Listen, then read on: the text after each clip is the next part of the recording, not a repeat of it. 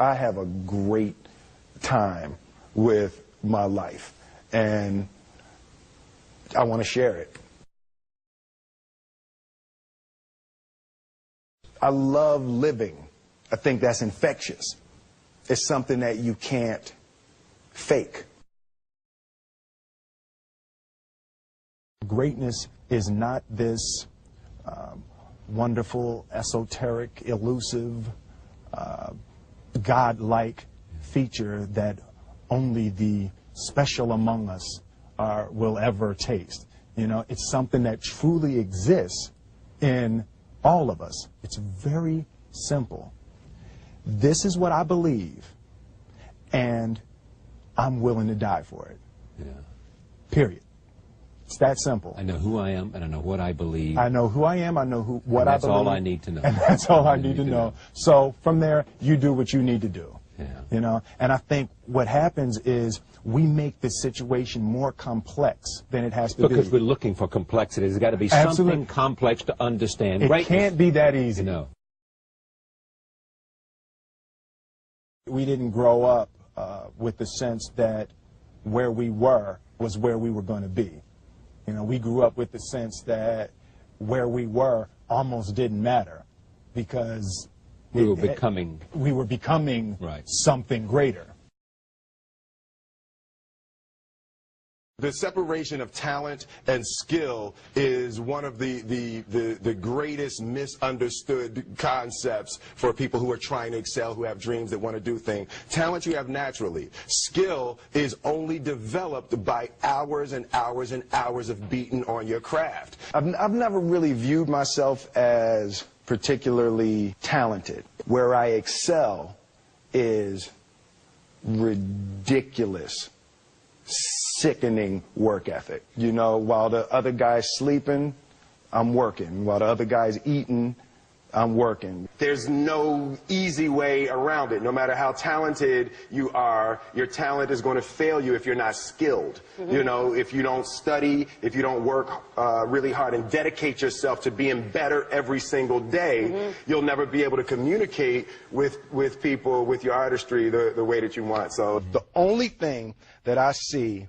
that is distinctly different about me is I'm not afraid to die on a treadmill. You might have more talent than me, you might be smarter than me, but if we get on the treadmill together, right, there's two things. You're getting off first, or I'm going to die. It's really that simple. One summer, his dad tore down a brick wall on the front of his business and told 12-year-old Will and his 9-year-old brother to rebuild it, a job they said was impossible. It took them 1.5 years, but they did it. And he said, now don't you ever tell me it's something that you can't do. You don't try to build a wall. You don't set out to build a wall. You don't say, I'm going to build the biggest, baddest, greatest wall that's ever been built. You don't start there. You say, I'm going to lay this brick as perfectly as a brick can be laid. Yeah. And you do that every single day. And soon you have a wall. And soon you have a wall. You know, it's an idea that my grandmother always had, that, you know, if you're going to be here, then there's a necessity to make a difference. She always instilled the responsibility, the spiritual responsibility that you have to make every group you come in contact with better. I want to do good. Yeah. I want the world to be better because I was here. I want my life, I want my work, my family, I want it to mean something. And it's like, it has, if you are not making someone else's life better, then you're wasting your time. You know, like your life will become better by making other lives better. I want to represent an idea. I want to represent possibilities. I want to represent the idea that you really can make what you want. One of my favorite books is The Alchemist, Paulo Coelho, and I just believe that. I believe that I can create whatever I want to create. The first step before anybody else in the world believes it is you have to believe it. There's no reason to have a plan B because it distracts from plan A. I think that there's a certain delusional quality that all successful people have to have. You have to believe that something different than what has happened for the last 50 million years of history. You have to believe that something different can happen. Confucius said, he who says he can and he who says he can't are both usually right. Being realistic is the most commonly traveled road to mediocrity. Why would you be realistic? What's the point of being realistic? Just put up a barrier. Yeah, I'm going to do it. It's done. It's already done. The second I decide it's done, it's already done. So now we just got to wait for y'all to see. It's unrealistic to walk in a room and flip a switch and lights come on. That's unrealistic.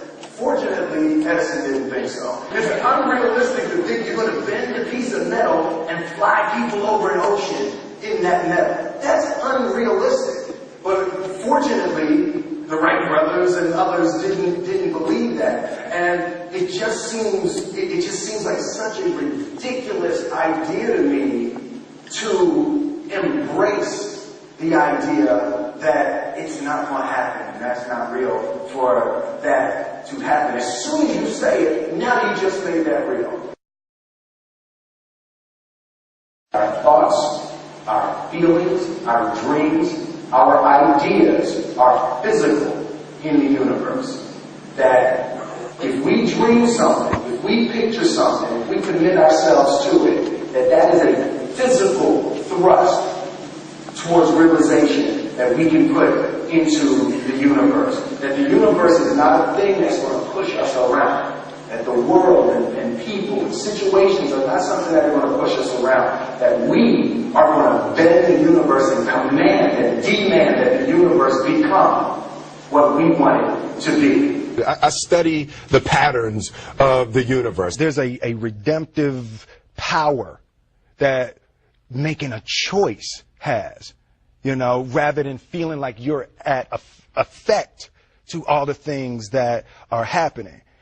Make a choice, right? You just decide what it's going to be, who you're going to be, how you're going to do it. Just decide. And then from that point, the universe is going to get out your way. It's like it's water. It wants to move and go around stuff, you know. You know, there's a flow of the universe that I've grown to know just how to go with it. I realize that to have the level of success that I want to have, it's difficult to spread it out and do multiple things. It takes such a desperate, obsessive focus. You really got to focus with all of your fiber and all of your heart and all of your creativity. I'm motivated by fear. Fear. You know? Fear of what? Fear of fear. I hate being scared to do something. And I think what developed in my early days was the attitude that I started attacking things that I was scared of. It was Franklin Roosevelt said the only fear you have to fear is fear itself. Absolutely. Remember that? Absolutely. Yeah.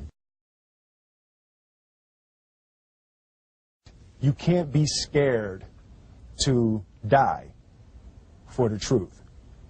The truth is the only thing that's ever going to be constant. Don't ever let somebody tell you you can't do something. Not even me. All right? You got a dream. You got to protect it. People can't do something themselves. They want to tell you you can't do it.